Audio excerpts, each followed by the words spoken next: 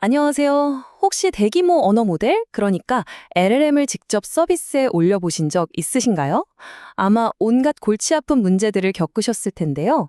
오늘 바로 그 문제들을 시원하게 해결해줄 아주 강력한 오픈소스 라이브러리 VLLM에 대해 이야기해 보려고 합니다. 자, 그래서 오늘 어떤 순서로 알아볼 거냐면요. 먼저 LLM 서빙에 대체 무슨 문제가 있었길래 VLLM 같은 게 필요했는지부터 시작해서요. VLLM이 어떻게 그걸 해결하는지, 그 똑똑한 엔진 속은 어떻게 생겼는지도 들여다볼 겁니다. 그리고 실제로 우리 모델에 어떻게 적용하는지, 마지막으로 이걸 쓰면 진짜 뭐가 좋아지는지 그 실질적인 이점까지 쭉 훑어볼게요. 좋습니다. 그럼 바로 첫 번째 이야기부터 시작해 볼까요? LLM을 서빙할 때 우리가 마주하는 문제, 그 숨겨진 병목 현상에 대해서 말이죠. 이건 LLM을 다루는 사람이라면 누구나 공감할 이야기일 거예요. 여러분, 정말 큰맘 먹고 비싼 GPU를 샀다고 상상해 보세요. 그런데 얘가 일을 안 하고 놀고 있는 거예요. 속 터지죠? 아니, 이 비싼 게 왜 제대로 돌아가질 않지?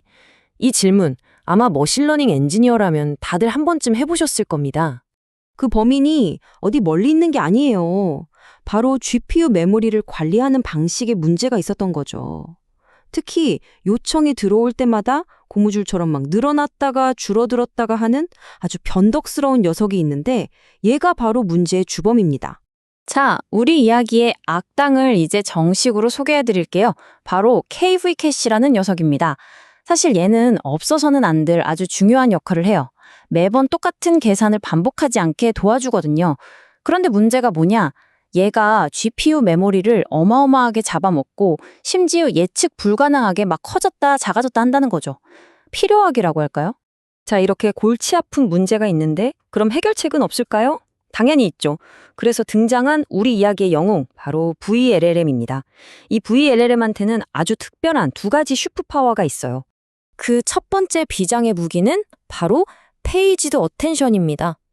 이거 이름부터 좀 어려워 보이죠? 근데 아이디어는 정말 기가 막혀요. 우리 컴퓨터 운영체제가 메모리를 똑똑하게 관리하는 방식, 바로 그 가상 메모리에서 영감을 얻은 거거든요. 아까 그 난장판이던 케이블 캐시를 책 페이지처럼 차곡차곡 정리한다고 생각하시면 돼요. 네, 바로 이겁니다. GPU를 위한 가상 메모리. 이게 무슨 말이냐면 예전에는 메모리가 막 뒤죽박죽 엉켜있는 창구 같았다면 이제는 도서관 서가처럼 딱딱 정해진 크기의 페이지 단위로 깔끔하게 정리한다는 거예요. 이러면 낭비되는 공간, 즉 메모리 단편화가 사라지겠죠? 자, 두 번째 슈퍼파워도 정말 대단합니다. 바로 연속적 배치 처리인데요. 이건 GPU를 단 1초도 쉬지 않고 굴리는 기술이라고 보시면 됩니다. 기존 방식이랑 비교하면 그 차이가 확 느껴지실 거예요. 이 비유가 정말 찰떡 같아요. 옛날 방식은 뭐랄까 예약 손님이 한 테이블이라도 안 오면 다른 손님을 못 받는 그런 답답한 레스토랑이었어요. 그런데 VLLM은요? 손님이 식사 끝나고 나가자마자 바로 다음 손님을 받는 회전율 엄청 빠른 맛집 같은 거죠. 이러니 GPU가 쉴 틈이 있겠어요? 활용률이 쭉쭉 올라가는 겁니다. 좋아요. VLLM의 핵심 무기 두 가지를 봤으니 이제 엔진룸으로 더 깊이 들어가 볼 시간입니다. 우리가 LLM한테 질문을 던지고 답을 받는 그 과정이 사실은 두 단계로 나뉘어져 있거든요. 바로 프리필 단계와 디코드 단계인데요. 이게 왜 중요하냐면 어떤 GPU를 사야 할지 결정하는 아주 중요한 단서가 되기 때문입니다. 보시는 것처럼 LLM의 처리 과정은 크게 두 부분으로 나뉩니다. 먼저 프리필 단계는 우리가 던진 질문, 즉 프롬프트를 한 번에 쫙 읽는 과정이에요. 여기서 첫 번째 단어가 얼마나 빨리 나오냐가 결정되죠. 이건 메모리 속도가 중요하고요. 그 다음 디코드 단계는 답변을 한 글자 한 글자 써내려가는 과정입니다. 이건 순수하게 계산 능력, 즉 연산 성능이 중요하죠. 그러니까 이 표가 말해주는 건 아주 명확합니다. 내가 하려는 작업이 뭐냐에 따라 필요한 GPU 스펙이 달라진다는 거죠. 예를 들어 긴 문서를 요약하거나 RAG처럼 많은 정보를 읽어야 하는 작업은 프리필이 중요하니까 메모리 대역폭이 빵빵한 GPU가 유리하고요. 반대로 챗봇처럼 실시간으로 티키타크 하면서 빠르게 답변을 만들어내야 한다면 디코드 성능, 즉 티플롭스가 높은 GPU를 골라야 한다는 겁니다. 돈을 똑똑하게 쓸 수 있게 되는 거죠. 자, 이제 이론은 충분히 알았으니 진짜 실전으로 가볼까요? 그래서 이 거대한 모델을 내 GPU에 어떻게 꾸겨 넣어야 하나요? 하는 질문에 대한 답을 찾아보겠습니다. 우리에게 주어진 최적화 도구 상자를 열어보죠. 우리가 쓸 수 있는 카드는 크게 두 가지입니다. 첫 번째는 양자화. 이건 뭐냐면 모델의 덩치를 줄이는 다이어트 기술이에요. 정밀도를 좀 낮춰서 용량을 확 줄이는 거죠. 두 번째는 텐서 병렬 처리.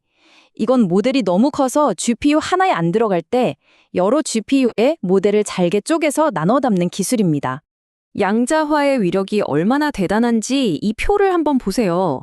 똑같은 라마 70B 모델인데 원래 FP16으로는 140기가나 필요하거든요. 이걸 INT4로 양자화하면 35기가로 줄어듭니다. 무려 4분의 1 토막이 나는 거예요. 이러면 정말 비싼 GPU 한두 개만으로도 거대 모델을 돌려볼 수 있게 되는 거죠. 그런데 여기서 정말 조심해야 할 함정이 있습니다. 바로 캐시 함정이라는 건데요. 보세요. 70기가짜리 모델을 80기가 GPU에 우겨 넣었어요. 일단 올라가네 하고 안심하면 안 됩니다. 왜냐? 우리 이야기의 악당 KV 캐시가 활동할 공간이 꼴랑 6기가밖에 안 남은 거예요. 이러면 실제 사용자가 몰렸을 때 바로 터져버립니다. 이 함정을 피하는 방법이 바로 텐서 병렬 처리입니다. 80GB짜리 GPU를 2개 써서 VRAM을 160GB로 합치는 거예요. 그럼 모델 70GB를 올리고도 KV 캐시를 위한 공간이 무려 82GB나 남게 되죠.